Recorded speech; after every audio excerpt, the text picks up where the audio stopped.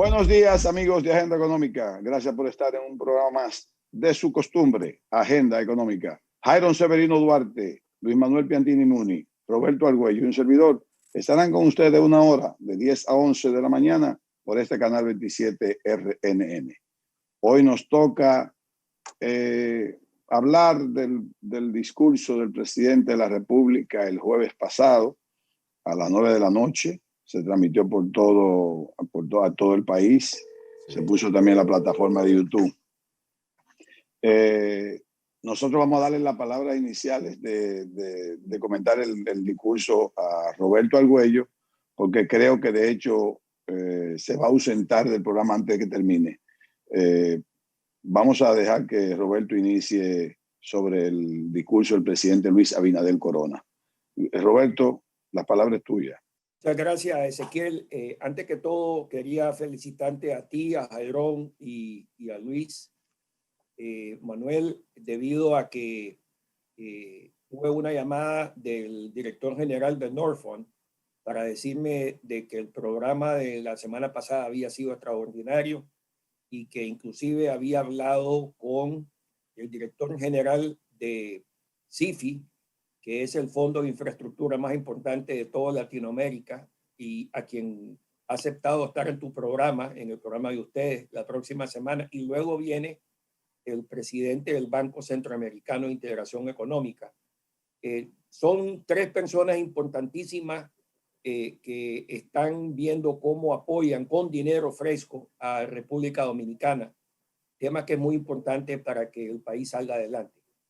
Una vez que hemos dicho eso, te quiero decir que el discurso del presidente Abinader para mí no es ninguna sorpresa, porque la familia Abinader es una familia de una sola pieza, y ese discurso era necesario y fue supremamente bien visto por amigos míos en el Congreso y Senado de Estados Unidos, ya no se diga la administración existente, inclusive la gente que están siguiendo de cerca los temas latinoamericanos de la campaña Biden, varios de ellos de los cuales te puedo presentar.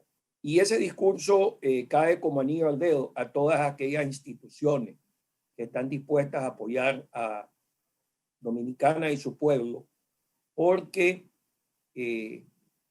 lamentablemente la corrupción es el mal que termina con nuestro pueblo. La corrupción no es un tema específico de República Dominicana, está en todas partes del mundo, incluyendo en los mismos Estados Unidos. Yo creo de que con solamente que haya un detente a esa corrupción, que es que creo que es parte del discurso del presidente Abinader, creo que se va a lograr muchísimo. Y eso obviamente tiene una enorme consecuencia con países donantes multilaterales que están dispuestas a poner su capital, sus préstamos y su dinero en República Dominicana y muchos inversores. Entonces ese es el mensaje, ¿verdad? Que yo les doy a ustedes. Yo no me voy a meter en temas dominicanos, pero sí le estoy dando la opción y lo que se está viendo aquí en los Estados Unidos y en el mundo, que está dispuesto a invertir en el lindo país que es República Dominicana. Tú sabes que coincidiendo con Roberto,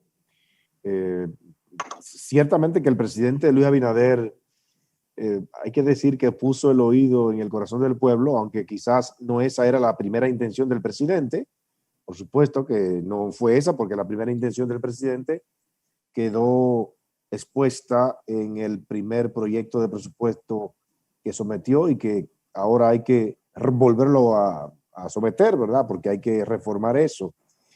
Pero yo creo también que hay que entender el contexto, ¿verdad? El contexto en el que este gobierno recibe las finanzas públicas, independientemente de que la pasada gestión hizo situaciones que realmente merecen la pena analizar desde el punto de vista de la responsabilidad de quienes administran la cosa pública. El que llega a una gestión también tiene que saber que tiene que resolver. Y en el caso del presidente Luis Abinader, no solo fue un discurso bien elaborado, que quizás nosotros, por ejemplo, que trabajamos comunicación, nos quejamos mucho de que quizás no se supo comunicar correctamente la información en principio. y ahora un discurso mejor elaborado fue mejor aceptado por la población. Claro, ya eliminó lo que generó roncha, que fue básicamente la colocación de impuestos a la banca, grabar el salario 13, por supuesto, y volvió sobre un tema del que todos sabemos que ha sido el compromiso del presidente, que es combatir la corrupción, cero impunidad. Y vimos inclusive anoche un presidente, anoche no, el jueves fue, ¿verdad que habló? Fue el jueves. El jueves, el hablar de forma tal que el presidente de la Cámara de Cuentas anunció su renuncia inmediatamente, justamente después, por la después forma. Se echó para atrás. Sí, para atrás. Sí, pero fue inmediatamente anunció él esa renuncia, pero ¿qué lo detuvo? Bueno, no sé. Pero sí ciertamente que el asunto del presidente de la Cámara de Cuentas, una Cámara de Cuentas que ha sido tan cuestionada porque ha sido desde el punto de vista de resultados prácticamente nula, porque si ha habido un fracaso en términos de lucha contra la corrupción en este país, justamente la Cámara de Cuentas tiene algún tipo de responsabilidad, porque a simple vista se ven cosas que la Cámara de Cuentas no la ha visto. Así que el presidente Luis Abinader, de alguna forma u otra, y su equipo económico hicieron algo que los financieros llaman ingeniería financiera. ¿Cómo tú puedes lograr irte por la parte del gasto, mejorando el gasto, no gravar a la población con más impuestos, pero sí mejorar los ingresos? ¿Qué hicieron el equipo de Abinader? Bueno, pues buscar la fórmula, y tengo entendido, y creo que Ezequiel quizá lo sabe, que posiblemente ahí estuvo el apoyo de la gobernación del Banco Central. Sé de primera mano que la Asociación de Bancos Comerciales también ayudó bastante para buscar fórmulas, y por supuesto una parte de los empresarios, de la cúpula empresarial. Hay que entender que este gobierno también tiene muy buenas relaciones con el sector empresarial, y creo que buscaron fórmulas para evitar este tipo de fricción, o bajar la fricción que de hecho se generó con estos impuestos anunciados para el año 2021. Bueno, muy buenos días a todos. Buenos días, Roberto.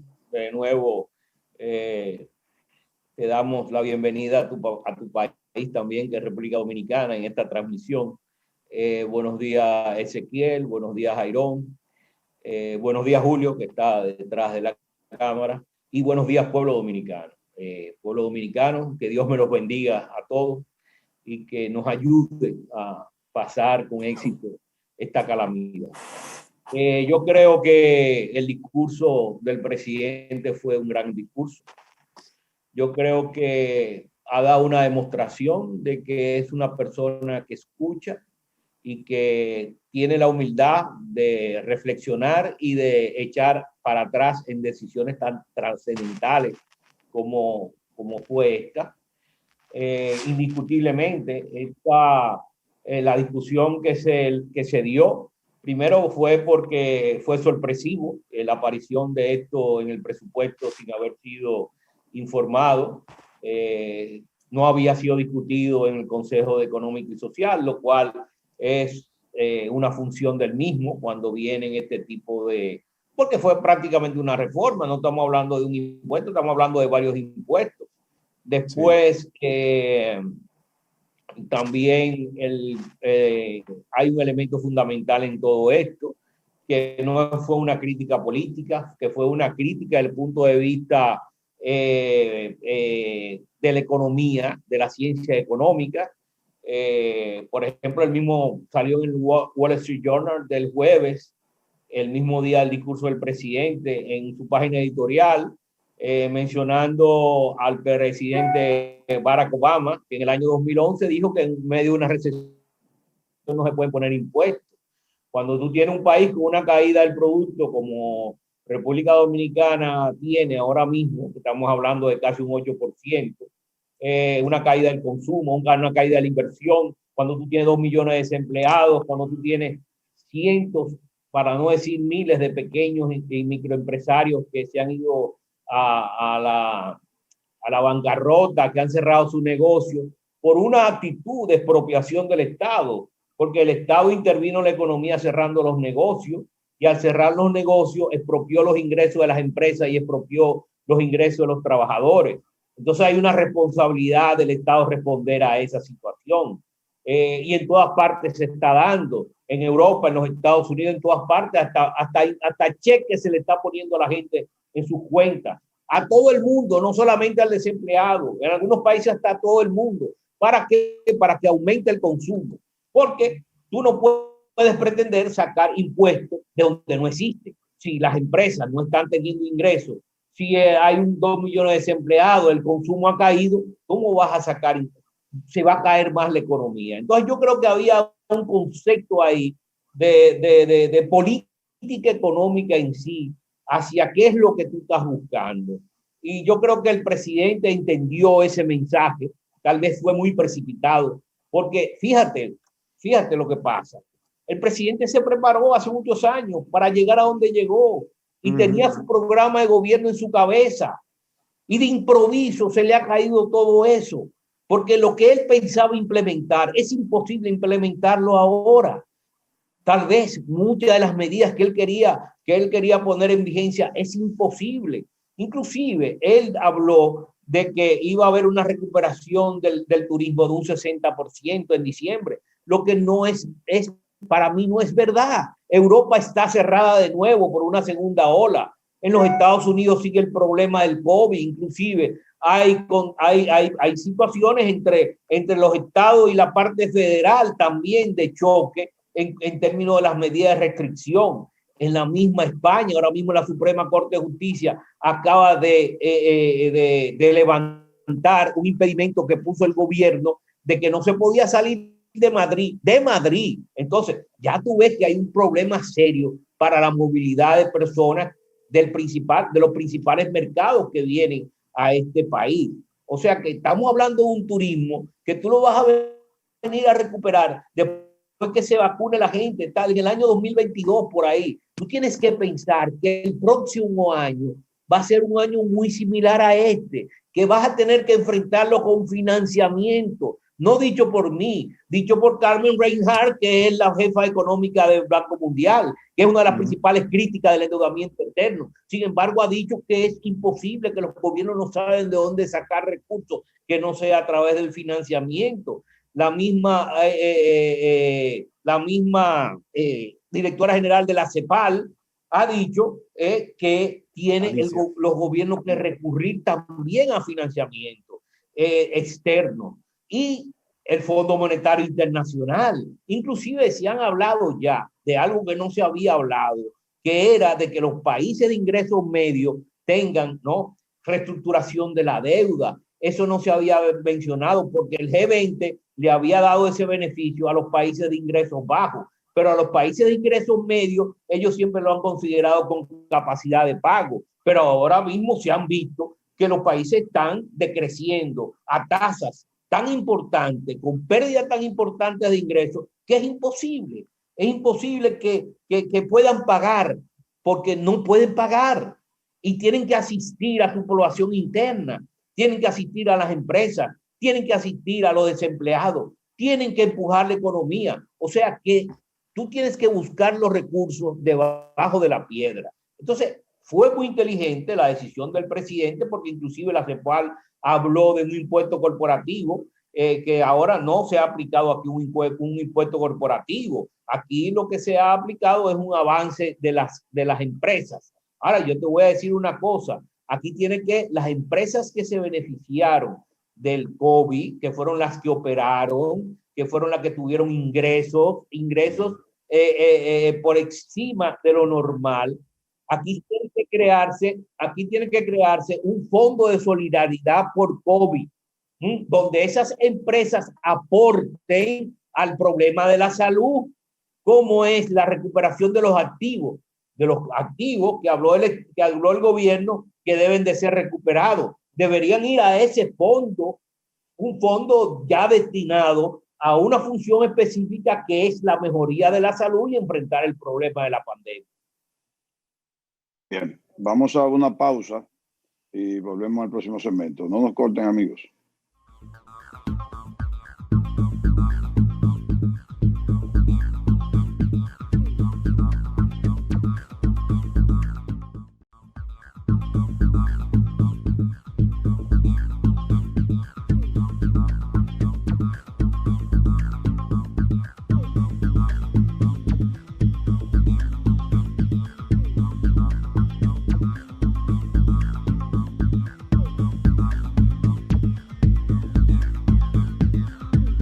Continuamos con el programa de Agenda Económica. Miren, en el caso del discurso del presidente Luis Abinader, hay una parte política y hay una parte económica. En este programa vamos a hablar de las dos, por lo menos yo lo voy a tocar los dos temas, las dos partes. Yo vi al presidente Abinader, yo vi al presidente Abinader, discúlpame Luis Manuel, enojado porque le doblaron el pulso. Lo único malo que yo vi en esa parte, porque se puede enojar, es que ese enojo él lo volcó al partido de la oposición mayoritaria. No lo entendí. Ay, que tú Yo no entendí. Yo quiero hablar. Ustedes pueden dejarme hablar y ustedes me repronchan lo que ustedes quieran. Él puede decir lo que él quiera, pero él no tiene por qué volcar un problema económico a un problema político, porque eso le resta, aunque quiera hacer creer o no, es así. Le restó al presidente, desde mi punto de vista, esa parte que él tenía que hablar de la parte de los impuestos, la parte de la economía. Es verdad que el país no está bien. Ningún país del mundo ahora mismo está bien. Pero tampoco es aceptable, y yo creo que ninguno ni Jairo ni Luis Manuel podrán estar de acuerdo en algunas cosas con él como la estoy yo también. Pero decir que este país es un desastre y que el PLD de este país es un desastre y que están valorando el desastre en que el PLD dejó el país, no es correcto de parte del presidente. No es correcto. Si ha habido corrupción, que eso hay muchas cosas que son palpables, eso también tiene que combatirlo. Que tampoco estoy de acuerdo en él haber declarado una guerra política. Él tiene que dejar que eso pase. Él tiene que dejar que eso se combata. La corrupción hay que combatirla en cualquier nivel y en cualquier momento. En eso nadie va a estar de acuerdo en que en este país haya corrupción. Pero que el presidente coja el abanderado de eso no es lo más correcto políticamente hablando. Él estaba enojado y no sé por qué reprochó tanto al PLD. El PLD en cualquier momento puede incluso responder por qué no, cuál es el problema. ¿Cuál es el problema? ¿Por qué es que se tienen que callar? Yo creo que eso fue lo que le restó al presidente. En el caso de la parte económica, mira Luis Manuel, el primero que ha hablado aquí de reforma fiscal soy yo, después que ganó Luis Abinader. El 6 de julio estábamos hablando tú y yo en un programa. Yo dije que había que comenzar a hacer un diálogo de reforma fiscal o imponer una reforma. Oye bien hasta lo que dije. Porque no es verdad que este país se puede mantener solamente endeudándose, independientemente de que eso lo están recomendando todos los organismos internacionales. Hay que hacer la reforma. El presidente habló de ella ayer, precisamente 2 meses casi después, más de 2 meses de haber ganado las elecciones y casi 2 meses de haber asumido. Ya perdió 2 meses. Perdió 2 meses para fines de diálogo. Entonces, en el caso del impuesto a las ganancias excesivas, yo lo único que dije fue que ese impuesto es muy de interpretación, que lo que sí puede suceder es que pongan escala de beneficio y escala de impuesto por escala de beneficio, que una vez estaba eso así. No decir que porque una empresa se ganó algo excesivo, más de un 5% de lo que se ganó el año anterior, ya es excesivo, porque yo te voy a decir algo. Una empresa que gane 20 millones de pesos no es una gran empresa. Se ganó 25 en el año 2020. Ya hay más de un 5% de beneficio con relación al año anterior. ¿Es excesivo ganarse 5 millones más? ¿Y cómo tú te lo ganas si está cerrado? Te lo ganaste porque estaba abierta, porque operaste y las otras estaban cerradas. Pero no tiene nada que ver, Luis Manuel, no tiene nada que ver que yo esté abierto o esté cerrado. Mira, los bancos estaban abiertos siempre y a los bancos no se les puede poner impuestos. Bueno, pero eso por la ley monetaria. Están pidiendo que avancen. Por eso le están pidiendo que avancen. A los bancos se les puede poner, eso. Mira, señores, lo que pasa es que en el caso del 1%, oye, en el caso del 1% que se intentó colocarle a los bancos. Yo tengo mala suerte con ustedes. Eso equivale al 35% de las utilidades de los bancos. Súmale eso, 27% que paga el impuesto sobre la renta. Es un 62% de la ganancia. Yo tengo mala suerte con ustedes. Yo no los bancos echaron para atrás de una vez. Sí, pero atiende. Sí. Él va a coger 40 millones de 45. El dinero que le vaya a coger a la Barry, ¿cómo lo va a poner eso? Tú tienes dos troncos de este lado. O como avance. Como préstamo. No, mire, déjeme decirle algo a los amigos televidentes. No le estoy respondiendo a ustedes. Si hay algo que yo estoy consciente, que el sistema político dominicano hay que protegerlo. Y lo que a mí me llamó a la preocupación es que el gobierno en vez de hablar con más sinceridad, más abierto, tuvo que doblarse ahora. Y eso le dio ganancia de causa a la parte mediática. Ahora cualquier loco viejo puede oponerse a cualquier medida que tenga el gobierno. Y déjeme decirle, el sistema político de este país hay que protegerlo. ¿Sabe por qué? Porque si Abinader fracasa, si el PRM fracasa, fracasa el país. El sistema político, puede, oye, pero, Ezequiel, pero yo no entiendo lo que tú dices, Abinader. Pero puedo hablar, oye, pero señores, yo no entiendo lo que tú dices del presidente que se dobló. El presidente no se dobló. Exactamente, no se dobló. El presidente no se dobló. Lo que pasa es que eso tú no lo ves en los políticos dominicanos tradicionales. Esa actitud no la ves en los políticos tradicionales dominicanos. Escucha a Piantini, Ezequiel, escucha a Piantini. No tengo que escuchar a Piantini. ¿Sabe por qué? Porque lo que estoy es tratando de proteger el sistema político. ¿Sabe por qué? El sistema político está oye, el sistema político está en peligro si no pasa lo que sucedió realmente. Así que no venga a querer tergiversar. ¿Sabe qué? Dentro de 4 años, si fracasa el PRM, si fracasa Abinader, ¿sabe quién va a ser presidente de este país? ¿Sabe quién va a ser? Te digo un nombre. Cualquier loco viejo. Cualquier loco viejo. Y va a llevar al sistema, al tejido productivo de este país a desbaratarse. Pero eso no va a fracasar. Y él sigue escuchando el corazón de su pueblo, no va a fracasar. Exactamente. Exactamente. Ok, perfecto, no hay problema. ¿Ustedes creen que yo estoy entendiendo que él no escuchó al pueblo? Él lo que hizo fue sencillamente lo doblaron el pulso, se lo doblaron. No tenía que meter esos impuestos en el presupuesto. Él después que dice, y su ministro de Economía, su ministro de Hacienda, su director de presupuesto, su director de impuesto interno, todos dijeron que no iba a haber más impuestos y que no iba a haber reforma. Y lo ponen en un presupuesto. ¿Eso se llama qué? ¿Qué se llama eso? Pero recuérdate que ¿Qué se llama eso? Eso se habló. ¿Se habla dónde? Se habló en un escenario totalmente diferente sorprendieron al que encontraron. Entonces, ahora lo sorprendieron. Ahora pero lo sorprendieron. ¿Y por qué tiene que irse a volcarse a parte política? Si él va a hablar de los impuestos, si va a hablar de los impuestos, ¿por qué tiene que irse a parte política? No tenía que irse a la parte política. Entonces, escúchame. Entonces, tú y Jairo admiten que el PLD llevó a este país al fracaso. Fíjate. Un desastre económico. No, espérate. Yo no estoy hablando del PLD. Oye. Los 16 años del PLD fue un desastre. Roberto, dígale a Ezequiel se calme, Roberto. Esto es lo que tú... No, lo que pasa es que ustedes no me dejan hablar y me estás interrumpen. hablando de... Ustedes son los únicos dos que no me dejan hablar a mí, pero yo lo dejo que ustedes hablen. Hola. Y cuando yo voy a hablar, entonces, esos son elementos políticos. Cuando tú vas a la realidad de los hechos, porque la política es una ficción, cuando tú vas a la realidad de los hechos, te das cuenta que realmente la economía, ellos se sustentaron en ese crecimiento económico del PLD para conseguir 3.800 millones de dólares. Exactamente. Hola.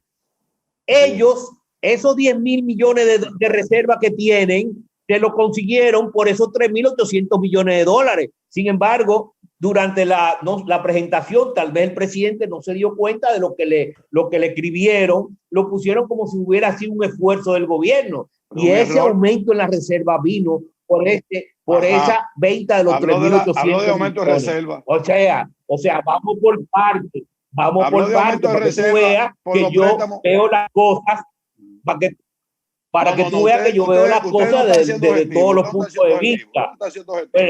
Pero te lo estoy diciendo ahora mismo. Ahora mismo te estoy diciendo que ellos admitieron que el PLD tuvo gobiernos, fueron correctos en el manejo de la economía cuando pudieron colocar 3.800 millones de dólares en el mercado internacional. ¿Tú sabes lo que dijo el ministro administrativo de este gobierno? Que esos 3.800 millones de dólares se le prestó al gobierno por la confianza, por el único motivo es por la confianza que le tienen al presidente Abinader. Eso no es cierto. Los organismos internacionales no prestan por confianza nada más, prestan por los números, por la capacidad párate en la esquina con la empresa que tú tienes, párate en la esquina con la empresa que tú tienes y voceale a los mercados internacionales que te presten 3.800 millones de dólares, a ver si te lo vas a prestar. Por la confianza. Lo prestaron por la base económica que tiene este país. Y eso ellos lo saben. Eso es el manejo político. Entonces lo que estoy diciendo tú dividiste las cosas en dos partes. La política y la económica, ¿verdad? Entonces lo que estoy diciendo es que cuando él mete en la parte política, le quita más importancia a la parte económica, porque ¿cómo es posible que el presidente Abinader diga que este país, el PLD lo dejó a un desastre? Eso no le quita a él mucho. Bueno, eso es lo que yo está hablando de la corrupción, Ezequiel, la está corrupción. hablando de la impunidad, está hablando del manejo de los recursos, está hablando de eso, está hablando de que se filtró demasiados recursos fuera del presupuesto que no se utilizaron para aumentar el gasto de inversión y el gasto social. Eso es. Discúlpame. Cuando dicen ahí era que iba. Señor. El corazón. Escúcheme. Señor Piantini, escúcheme. Cuando el presidente habla de que un país quebrado, un país totalmente quebrado y un país es un desastre, no está hablando de corrupción nada más. Eso es lo que yo le estoy diciendo. Ha habido corrupción. No habló del país quebrado ahora. En este discurso no habló del país quebrado. No habló del país quebrado porque se lo dijeron cuando lo dijo. Cuando lo dijo, seguramente le dijeron, presidente, no siga hablando del país quebrado, que si usted tiene que ir al mercado internacional el año que viene, no va a conseguir el dinero por decir país quebrado. Dijo que esto es un desastre. Es peor que decir que es un desastre interno en el manejo de los recursos, pero no que el país esté quebrado. No, eso es parte política. Por eso estoy diciendo, por eso demostró desde el inicio, por eso demostró, lo que están desde el inicio de su discurso, demostró que el manejo eficiente del gasto va a ser fundamental para recuperar la institucionalidad, eliminando todas esas instituciones que no sirven. ¿Cuál institución? Recuperó 18.000 millones, fue, Jairo. 18.000 millones. 19.000. Todos los gobiernos los primeros 4 meses disminuyen la nómina porque comienzan a cancelar lo del partido anterior o lo del gobierno anterior y después ponen lo de ellos. Eso es una situación normal de aquí, olvídense de eso. Pero no había ni internet, no había internet, no había WhatsApp, no había todo lo que hay ahora. Pero déjame hablar, porque mira, esto parece una gallera, porque ustedes no me dejan hablar a mí. Tú y Jairo, nada más viven interrumpiéndome y eso está mal de parte de ustedes. Es una mala educación que tienen ustedes conmigo. Yo nunca le interrumpo a ustedes. Ustedes pueden hablar después que yo me calle, pero yo le cedo la palabra a ustedes. Pues yo le estoy diciendo a ustedes que la mejor forma de defender un gobierno o un presidente no está vanagloriándolo, está ensalzándolo. Díganle las cosas que comete, los errores que comete. Yo pero estoy diciendo que cuando él empezó con la parte política, le restó importancia y valor a su discurso. Se lo restó. ¿Y sabe por qué yo tengo que señalar eso? Porque lo voy a reiterar. Yo no quiero que Abinader fracase. Yo no quiero que el PRM fracase. Yo quiero que el sistema político de este país se mantenga. Yo no quiero ningún loco viejo siendo presidente de este país. Y Abinader ha demostrado que es un empresario, es un economista, es un profesional. Ha demostrado que sabe, que tiene inteligencia emocional. Tiene que evitar caer en ese tipo de situación que ha caído. No debió declarar guerra política como lo hizo anoche. Eso le hace daño. Y yo digo que le hace daño al sistema político. Yo quisiera que cuando Abinader terminara en 4 años o en 8 años, si él se reelige, sea un país que siga avanzando poco o mucho, porque yo sé que la pandemia detuvo este país, lo ha detenido, pero nosotros tenemos que evitar, nosotros 4 como profesionales, que no tenemos ningún interés en estar participando como funcionarios de ningún gobierno, ni beneficiándonos directamente de ninguno de ellos, es simplemente velar por el beneficio del país, la tranquilidad, la paz del país y de la región. Entonces, déjense de estar ensalzando y no digan las cosas que tienen que decir. Por Dios, ustedes nada más quieren hablar ahora de corrupción, como que yo también defiendo la corrupción. Usted está muy equivocado conmigo. Yo no participo de corrupción ni apoyo corrupción. Y estoy de acuerdo en que la condenen a todo el que cogió cuarto del gobierno, que se lo devuelve y que lo metan preso. Pero ese no es el tema de anoche, el del jueves. El tema del jueves era que él tenía que echar para atrás los impuestos por la razón que sea. Escuchó al pueblo, le puso el oído en su corazón, perfecto. Cogió presión, perfecto. Lo que hay que evitar, echar para atrás medidas, hay que pensar bien. Luis Manuel me dice a mí que parece que engañaron al presidente. No puede ser. El presidente Abinader no es un hombre para que se dejarse engañar ni meter gato por liebre. Eso es lo peligroso. No le demos comida a lo mediático. No le demos comida a los somos cualquier cosa que andan por ahí, a lo cualquier cosa de marcha, cualquier color de marcha. Eso es lo que puede llevar a este país al fracaso definitivo. Miren cómo está Venezuela, cómo han caído otros países, Guatemala, hasta El Salvador, que entra cualquier loco a ser presidente porque el pueblo pone cualquiera. Tú no dices cuando podamos hablar. Yo soy el que cedo la palabra, lamentablemente, porque ustedes no me la ceden a mí nunca. Oiga, sí, óyeme Ezequiel. Aquí el 63% de la población estaba esperando lo que él dijo. De la A a la Z, para que tú sepas. Y eso no va a eliminar ni va a debilitar ningún sistema político. La población estaba esperando eso y él tenía que responderle a esa población. Porque hay una gallareta ahí afuera pidiendo cosas, oye, y él tenía que poner las cosas como las puso. O sea, el presidente no fue un reto. Él no retó nada.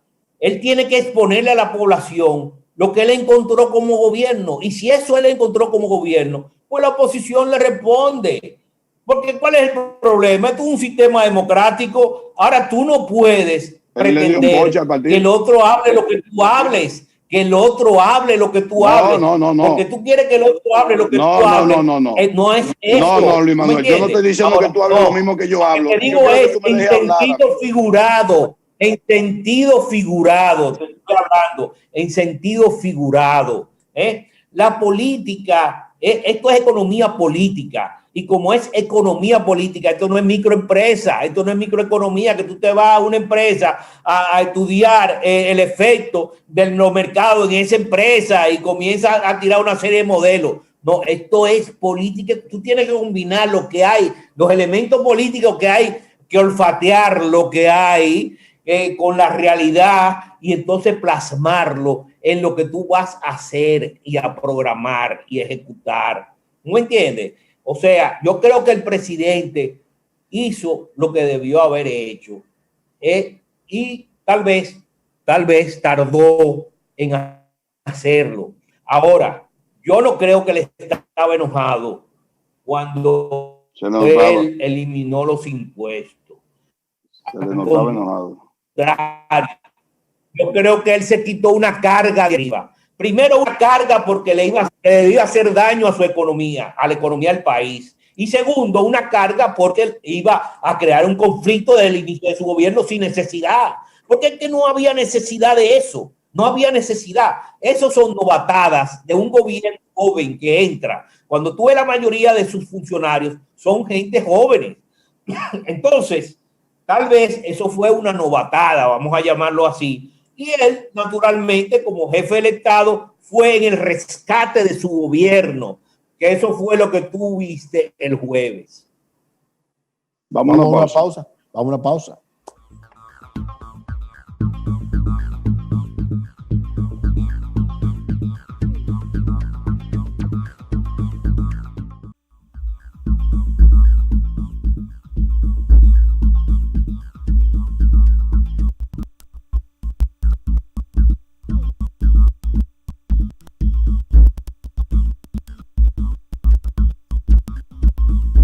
Continuamos el programa de Agenda Económica. Qué bueno que se mantiene con nosotros, amigos. Roberto, tú tienes la palabra en este segmento. Mira, Ezequiel, yo tenía intenciones de hablar brevemente y después irme a una reunión, pero se puso tan bueno el debate entre ustedes tres de que no me podía perder esto, ¿verdad? Parecían ustedes Donald Trump contra Joe Biden. Así es que estuvo buenísimo. Mira, fíjate que no me vas a creer lo que te voy a decir, y hay una expresión para aquellos que son galleros de que esto es no ser gallo gallina, ¿verdad? Pero fíjate que los tres ustedes tienen razón y te voy a dar dos ejemplos muy claros de Centroamérica para que ustedes vean lo que ustedes están hablando. Costa Rica tiene la democracia posiblemente más vieja del continente. Y fíjate que en Costa Rica, en las últimas 3, 4 semanas, el país ha estado en guerra. Se levantó el pueblo contra el presidente cuando el presidente dijo que iba a subir los impuestos de acuerdo a un acuerdo que estaba haciendo con el Fondo Monetario Internacional. Se levantó el pueblo al punto que tuvo que hacerse para atrás. Fue una cosa verdaderamente dolorosa haber visto cómo el pueblo de Costa Rica, que es pacífico, fíjate que Costa Rica no tiene ejército, y ahora has visto cómo agredieron a la policía, ¿verdad? Entonces, yo creo que eso es muy importante tenerlo en mente. Lo segundo es que en Nicaragua, el Frente Sandinista perdió el poder vía las elecciones en el año 90. Y entonces la democracia nicaragüense comenzó poco a poco con doña Violeta, que tuvo 6 años, doña Violeta Chamorro, sí, que fue una extraordinaria presidenta. Y después vino Arnoldo Alemán, ay, ¿verdad? Y Arnoldo Alemán, lamentablemente, un corrupto. La honradez de doña Violeta es lo que le faltó a Arnoldo. Fíjate que yo te digo le faltó porque yo he sido amigo de él. Sí, pero ¿qué pasó?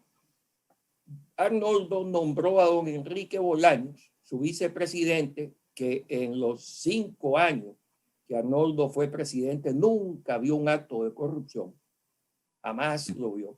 Y don Enrique lo primero que hizo fue meter preso a Arnoldo Alemán y pasó 5 años peleando, ¿verdad? En contra de Arnoldo Alemán, queriendo ser el presidente más honrado de la historia de Nicaragua. Y pasó 5 años peleando y no hizo nada. ¿Y qué pasó? Dividió a la oposición, destruyó lo que se había construido desde doña Violeta. ¿Y quién ganó las próximas elecciones? Daniel Ortega Saavedra. Entonces, y Daniel Ortega Saavedra se tomó por asalto. Con el apoyo de Alemán. Perdón. ¿Verdad? Entonces, con el apoyo de Alemán. Con el apoyo, sí, pero también de Bolaños. ¿Okay? Los dos tienen culpa, porque los dos hicieron su arreglo con Ortega. Y eso yo después es motivo de otra plática que yo se la puedo contar. Pero lo lamentable de esto es de que el sistema democrático que nosotros veníamos implementando se destruyó. Entonces, por eso es que digo que los tres tienen razón. Hay que proteger el sistema democrático dominicano por lo que valga. Hay que proteger la institucionalización del Estado y evitar la corrupción, ¿verdad? Entonces hay diferentes temas. Y luego el presidente que pasa peleando 5 años en contra de los otros que se robaron toda la plata del mundo, no va a lograr nada. Va a lograr 5 años de pleito y el país se va a atrasar y entonces ahí puede ser que llegue un loco a ser el presidente dominicano. Ese es mi punto. Por eso es que yo le doy la razón a los tres. Bueno, Byron. Gracias. Yo creo que el presidente de la República, cada vez que habla un ente político. La posición de presidente de la República es una posición política y ciertamente que en este momento el presidente de la República, además de político, es el presidente que tiene que enfrentar una situación económica incómoda y que tiene que dar la cara. Ahora bien, en términos de comunicación del gobierno, el presidente de la República debe salir a lo que hizo anoche, a salvar la situación, que fue lo que hizo. Porque se sometió el proyecto de presupuesto del año 2021 y no fue el presidente que lo llevó al Congreso. No, fueron funcionarios de Hacienda, el funcionario de Hacienda y de Impuestos Internos, que son los funcionarios menos populares de los gobiernos, ¿verdad? El de Impuestos Internos. Ahora, el presidente de la República sí creo que cometió una novatada con salir rápido, de manera improvisada, a querer salvar un poco la situación aquella noche que salió y se paró ante la prensa y dio un discurso muy improvisado. Ahora, el discurso del jueves pasado sí fue un discurso bien elaborado, que la primera parte del discurso tuvo un matiz político o un enfoque político. Tenía que hacerlo porque tenía que contextualizar lo que viene después, porque toda el asunto de causa-efecto. Hay una causa de toda esta situación y no tiene que ver solamente con la pandemia. Y habló inclusive de que la pandemia nuestra es el COVID y la corrupción. Bueno, que el presidente recalcó su promesa de castigar la corrupción. Bueno, pues yo creo que también ahí él vuelve a comprometerse y tendrá que entregarle algunas cabezas también a la sociedad dominicana, porque está esperando eso. Cuando la sociedad se enteró de que le iba a colocar impuestos al salario 13 o a la banca, bueno, pues inmediatamente comenzaron las voces a surgir respecto a que cómo es posible que nosotros, la ciudadanía y básicamente la clase media, sigamos cargando más pesado cuando no se ve un sacrificio de parte de las autoridades o de los funcionarios con los privilegios. Y ahí surgió, por supuesto, en el Congreso, todo lo que tiene que ver con barrilito, con cofrecito, con dietas y todo eso. Ahora bien, el presidente anoche, y yo no sabía que el presidente tenía gastos de representación, eso habría que transparentarlo también, aunque el presidente yo sé que nunca paga teléfono, ni combustible, ni alimentación, pero gasto de representación, la verdad que yo no lo sabía. Así que creo que él dio una señal, porque poco a poco y peso a peso. Hay gente que dice, bueno, que no tiene sentido eliminar eso porque no, es la señal que tú envías desde arriba, porque la población es la que siempre recibe la carga pesada y el gobierno tiene que dar una señal de que realmente tiene esa actitud, esa voluntad de solucionar las cosas. Yo creo que peso a peso se puede demostrar si tú tienes buenas intenciones o no. Y el presidente de la República, como dijo Piantini, es un economista, es un empresario. Y si lleva esa visión de gerencia al gobierno, se pueden lograr muchas cosas por la vía del gasto, que creo que es por donde también ha logrado importantes avances, por la vía del gasto, porque solo el hecho de anunciar la eliminación de instituciones cuya función histórica o justificación histórica no tiene sentido de ser, o porque se multiplican varias instituciones, se duplican en algunos casos, se multiplican. Entonces, claro que eso es una buena señal de parte del gobierno. Eso hay que comunicarlo. Y creo que eso fue lo que hizo a partir de anoche, Ezequiel. No está bien.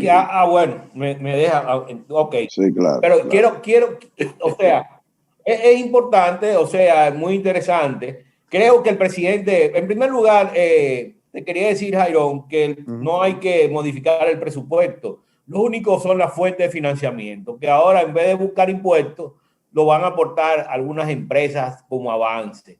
Que he dicho que prefiero ver un fondo también de aportación, ¿no? Un fondo de solidaridad por el COVID, de aquellas empresas que han operado y que se han beneficiado de un mercado cerrado que se la han comido ellos solos, ¿no?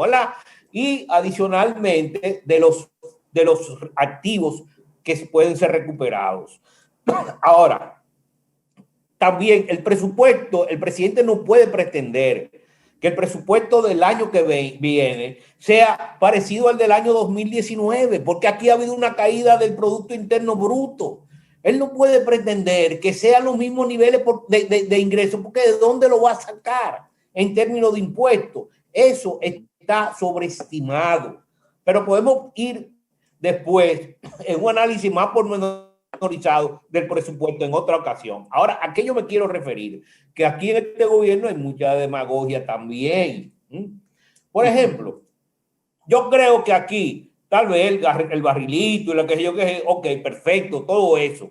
Ahora, los funcionarios tienen que estar bien pagados también. Porque tú estás ejerciendo una función pública, tú tienes familia, tú tienes asumiendo responsabilidad, ¿no? Una responsabilidad, una carga muy grande. Entonces, por eso te tienen que pagar un salario. Sí, pero hay mucha desigualdad. Hay mucha desigualdad, Piantini, perdona. Bueno, lo que tú quieras, pero hay que pagar sueldo. No sé si no voy a eso. Hay mucha desigualdad. No voy a eso. Bueno. Lo que veo hoy es que hay funcionarios que, bueno, se quitaron el sueldo como una forma. Eso no, la misma Biblia dice que no sepa tu mano derecha lo que está haciendo la izquierda. Porque eso es como demostrar de que yo soy muy nola. No, señor, a usted le paguen su salario. Usted lo que no puede es robar. Que eso es lo que estamos diciendo aquí, que no se robe, no que le paguen su salario, que sean buenos salarios, porque usted es un funcionario público, usted tiene una función de responsabilidad de un pueblo que usted puede provocar un problema en ese pueblo. Un gobernador de un banco central puede crear una inflación aquí que te reduzca el poder adquisitivo de la población un 40 y 50%. Entonces, ese gobernador es similar a otro gobernador que ha mantenido durante 20 años una tasa de inflación por debajo del 10%. No, tú no es comparado. Hay cosas que se pagan y hay otras que no se pagan. ¿No era? Otro elemento de demagogia que me ha, por ejemplo, y lo digo claramente, el director del AID, están ahora cayéndole atrás a la visita sorpresa del expresidente Medina. Bueno, ese fue parte de su programa y en aquel momento se favorecieron muchos, inclusive el elemento de la cooperativa que él fomentó. Eso es muy importante en este país, de la asociatividad es muy importante, porque aquí los recursos son escasos y en un conglomerado tú encuentras más recursos, ¿no? En un conglomerado de empresarios, ¿no? Tú encuentras más recursos disponibles para mejorar tu productividad, la rentabilidad. Entonces, este señor no puede venir ahora a perseguir a todos los proyectos donde se le dio un tractor o se le dio un camión pero ¿y qué es eso, señor? Usted lo que tiene que hacer es su trabajo.